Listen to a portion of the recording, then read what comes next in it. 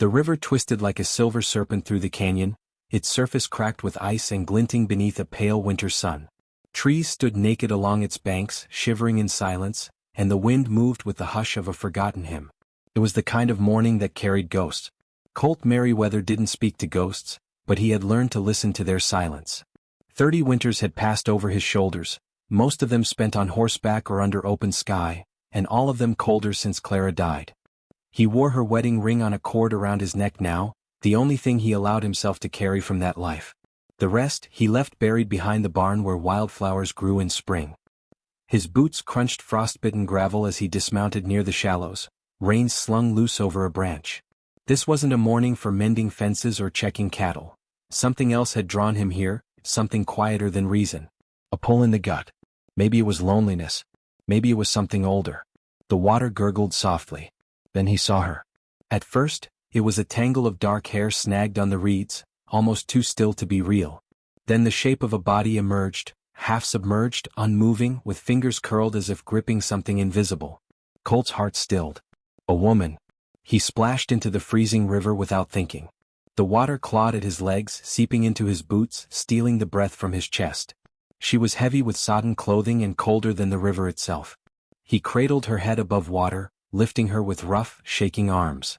Her skin was dusky bronze, lips cracked, eyelids fluttering like dying moths. And beneath her shawl, her belly swelled with life. "No," he muttered, voice hoarse. "Not now. Don't you go." He laid her in the saddle and rode hard for the cabin, heart hammering with a rhythm he hadn't felt since Clara's screams echoed through their walls. Snow began to fall as they reached the porch. The fire inside had long burned out, but he rekindled it with shaking hands. He wrapped her in wool, stripped the wet from her limbs, and whispered things he hadn't said in years. "It's all right now. You're safe. Just stay." She didn't answer. Not that night. He barely slept, keeping vigil by the fire. Her chest rose in faint, unsteady breaths. Once, in the middle of the night, her hand brushed her belly and a tear slid down her temple. Whether it was pain or memory he couldn't tell. At dawn she stirred. Her eyes opened slowly, dark, liquid, and untrusting. She blinked at the rafters, then turned her head and saw him. The look she gave was not fear nor gratitude.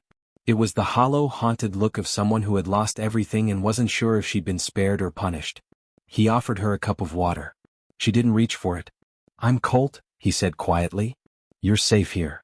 Still she said nothing. But her gaze flicked to the fire, the stone walls, then back to him. There was a leather necklace around her neck. On it hung a carved bead, smoothed by time. He read the name etched into its edge, Ayanna. "Ayanna," he repeated, tasting the name like sacred earth. Her eyelids trembled, but her mouth remained sealed. The days blurred in slow, cautious hours. She would not speak, but she began to accept food in small bites, always after he turned his back. He left soft pelts near the fire and cleared space on the shelf where Clara's teacups once sat. He did not know how to comfort a stranger. Only how to make a room feel less cruel. She began to sit upright by the third day. Her hands never left her stomach. That was where her fear lived, it seemed, not for herself but for what stirred within her. She hummed sometimes, low and mournful melodies with no words. He listened without listening. On the fourth night she woke screaming. Colt rushed in, startled, and found her bathed in sweat, fists clenched around the blanket. She didn't recognize him at first. Her body was somewhere else. Running. Bleeding. The terror in her eyes was a wound too deep to touch. He stepped back. Said nothing. Waited. When her panic ebbed, she pressed a palm to her belly and rocked slowly, whispering something in a language he didn't understand. He didn't try to speak. He brought her water, then left the door open to let the cold air in. Sometimes it was the only way to feel real. She trusted him enough not to run. That was something. And then one morning she was gone. Panic clenched his chest. He burst out of the cabin, calling her name through the trees. Then he saw her, sitting at the riverbank, legs folded, hands in the mud. She was carving something with his pocket knife. He approached slowly.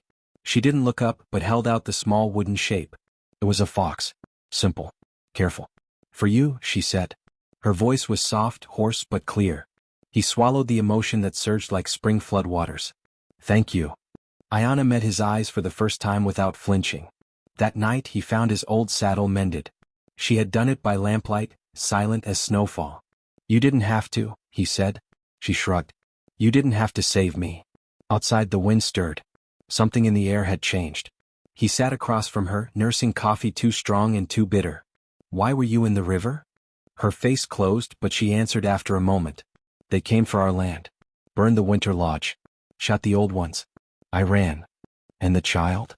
Mine, she said, but her voice cracked. His, gone. Colt looked down at his hands. Rough, calloused hands that had buried his wife with clumsy grace. He knew the taste of helplessness. He knew shame too well. I used to ride with men like that, he said. Long ago. I didn't know better. Ayanna didn't respond. But she didn't look away. The snow thickened that night. They moved quieter in the cabin now, not strangers but not yet anything else. She carved. He chopped wood. Sometimes they sat together without speaking. On the 8th day, a knock shattered the stillness. Colt opened the door to find Sheriff Dolan and a man he knew too well, Cyrus Bragg. Bragg had a voice like gravel and eyes like buzzards. You seen anyone pass through? Dolan asked. Got word some Crow woman fled north. Colt stood steady. Ain't seen nobody but the cold. Bragg spat into the snow. If she comes you let us know. She ain't alone. The sheriff gave Colt a long look before they turned and rode off. Inside, Ayanna had hidden behind the wall, her hand on her belly. They'll come back, she whispered. I know, Colt replied. That night, he reinforced the windows and loaded his rifle. Then came the storm. She woke with a cry just past midnight, water soaking the blankets. Her breath came in gasps. Pain etched her features. It's time, she said. He lit every lamp, boiled water, whispered calm against the storm's howl. Her hands crushed his as the hours dragged. She screamed into cloth and he held her through it all. The child arrived as dawn broke, a boy red-faced and strong with lungs like thunder. Ayanna sobbed, exhausted, clutching him to her chest as if to protect him from the world she'd barely escaped. Colt looked at them, mother and son, bathed in gold firelight. He felt something break and mend inside him in the same breath. But peace did not last. Before noon, hooves again. The sheriff. Bragg. 2 more men behind them. Colt stepped outside, rifle across his shoulder. Snow fell in lazy flakes. She's inside, Bragg snarled. I can smell the breed. She's not yours, Colt said calmly. Bragg reached for his gun. Colt fired first, just above his head. The hat flew from Bragg's scalp. The horses shrieked. Next time, Colt said, voice steady, it won't be a warning. Dolan raised a hand. We don't want blood, Merryweather. Then ride. And they did. He returned inside to find Ayanna waiting with her child wrapped tight against her chest. Her eyes were wide but unafraid. You stayed, she said. I would again, he answered. She didn't kiss him. Didn't cry. She only touched his hand softly. The storm passed by morning. Snow gave way to light. Birds returned to the trees. She stayed. He built her a cradle from pine. She lined it with rabbit fur. Each day became simpler. And softer. Sometimes she sang. Sometimes he listened. And once, just once, she took his hand as they walked by the river where all things had begun. You could almost forget the blood. The fire. The fear. But not the miracle. Because some rescues don't come in screams or glory. Some come quietly in a man's quiet shame and a woman's unyielding will. And sometimes the one who saves you is the one who needed saving too. And sometimes, love grows not from what we say but from what we choose to carry. Even if all we carry is each other.